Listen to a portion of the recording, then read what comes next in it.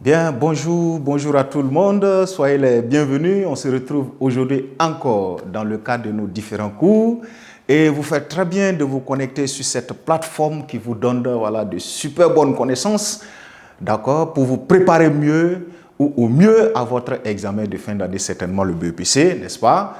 Et bien sûr à tout autre amateur de la langue française qui peuvent s'intéresser, n'est-ce pas, au fonctionnement de la grammaire, du vocabulaire. Vous faites bien de vous connecter sur cette plateforme. Alors, cela dit, aujourd'hui, nous découvrirons encore, d'accord, dans le cadre de nos leçons, des activités de l'orthographe du français. Alors, rébutante leçon, ça veut dire qu'il fatigue beaucoup les élèves, vous allez vous rendre compte.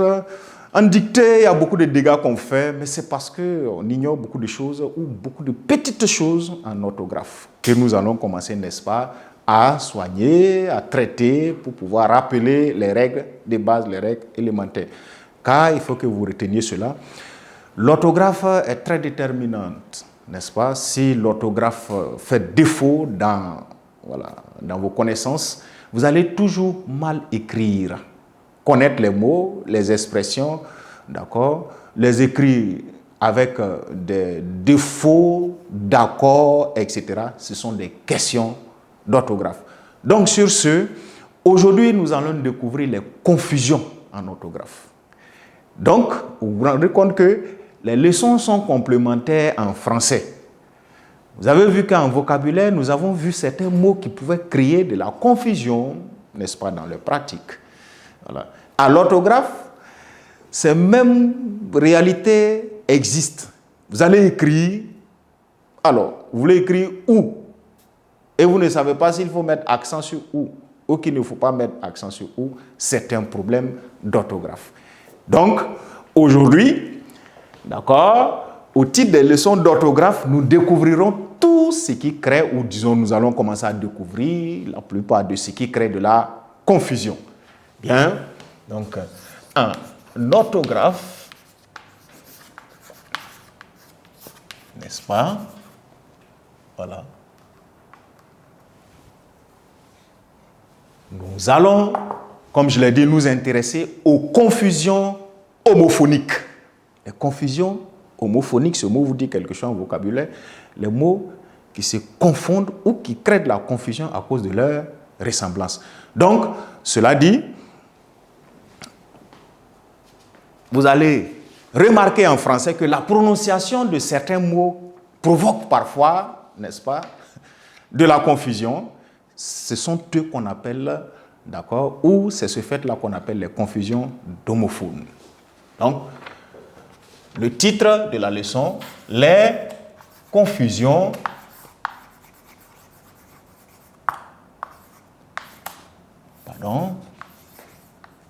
homophoniques.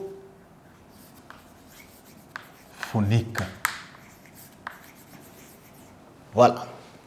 Vous voyez, les confusions homophoniques. Et en même temps, remarquez que la prononciation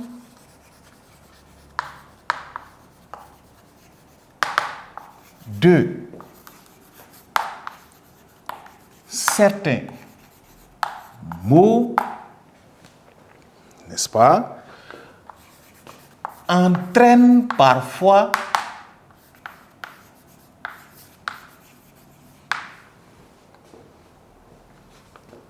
là, je vais à la ligne confusion.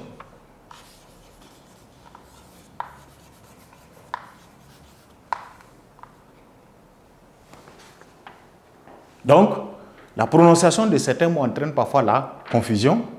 Naturellement, vous allez vous rendre compte qu'ils sont généralement des homophones. Ils sont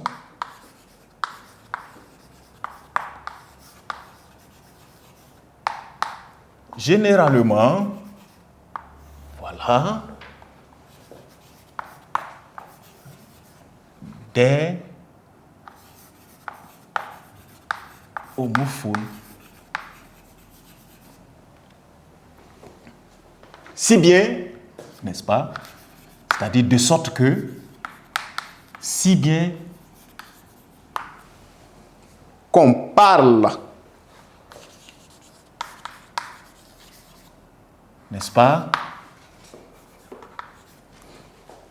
Si bien qu'on parle de confusion homophonique, je vais l'écrire en couleur pour le mettre en relief, si bien qu'on parle de confusion d'homophones.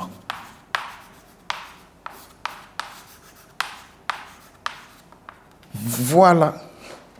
Donc, vous l'aurez compris et déjà remarqué que il faut s'y attendre. N'oubliez pas une leçon apprise car elle sert dans une autre leçon. La preuve en est que les homophones, nous les voyons ou nous les avons vus dans les homonymes. Les homophones sont une particularité, un type d'homonyme. Précisément ceux-là sont des mots qui sonnent de la même manière.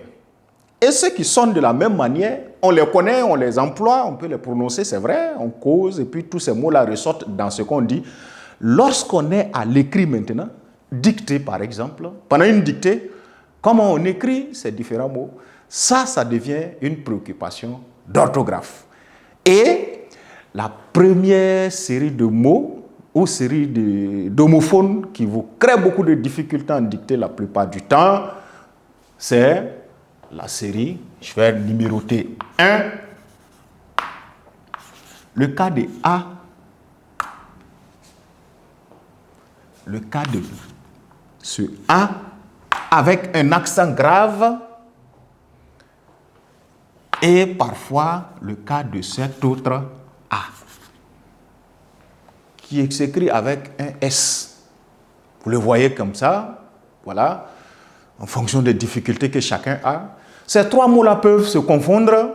Pourtant, il ne faut pas le faire parce que employer l'un à la place de l'autre dans une dictée revient à une faute qui coûte cher. Ils vont vous enlever énormément de points.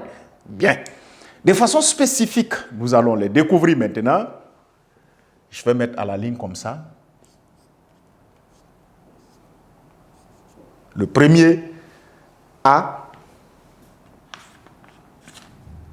il est petit, je vais l'écrire plus gros, n'est-ce pas? Voilà. J'y arrive.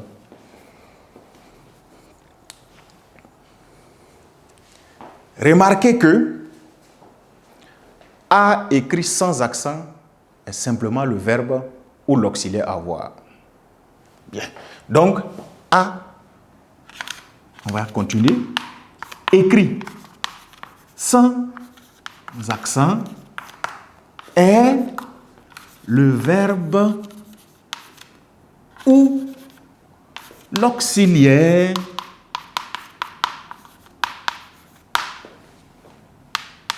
avoir.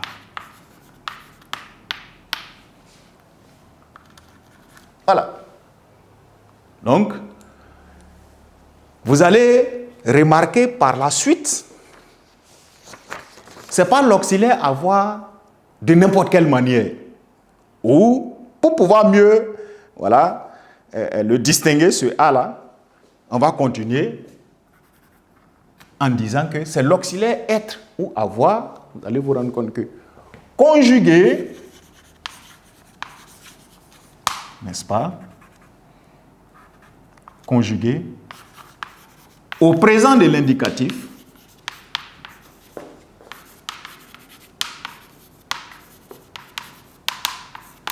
n'est-ce pas? À la troisième personne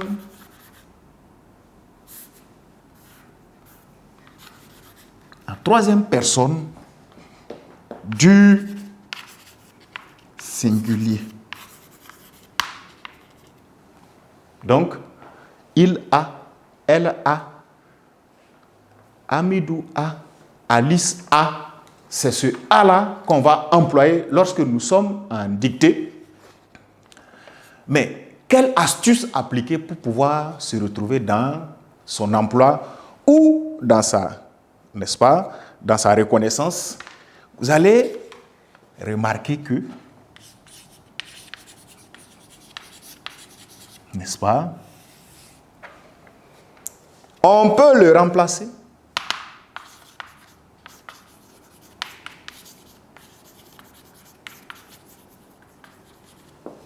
par avait.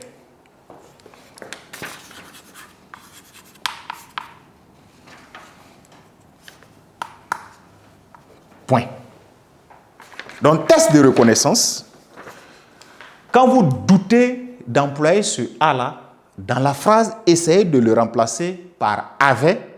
Si ça sonne bien, c'est que c'est lui qui marche. Alors, voilà un aspect, voilà en français, qu'il va falloir commencer à intégrer. Le fait de sonner bien signifie quoi? Au fait, si ça a un bon entendement, est-ce que toi-même tu peux dire ça comme ça, n'est-ce pas? C'est ça qu'on appelle si ça sonne bien. Voilà, c'est ça qui est la forme correcte. On va mettre un exemple maintenant. Je mets exemple en rouge. Exemple. L'enfant, n'est-ce pas, a 2 livres.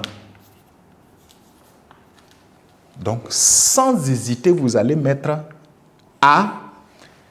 Si vous hésitez, vous allez vérifier le test. La remarque, c'est que la remarque dit, parce qu'on peut dire ici, je mets bas, l'enfant, n'est-ce pas, avait 2 livres. Donc, l'enfant avait 2 livres. Pour que vous voyez, l'enfant avait 2 livres. Vous voyez que ça se dit, c'est en français correct. Donc, comme on peut dire l'enfant avait 2 livres, l'enfant a 2 livres, ici il n'y a pas de problème, vous mettez le A sans un accent.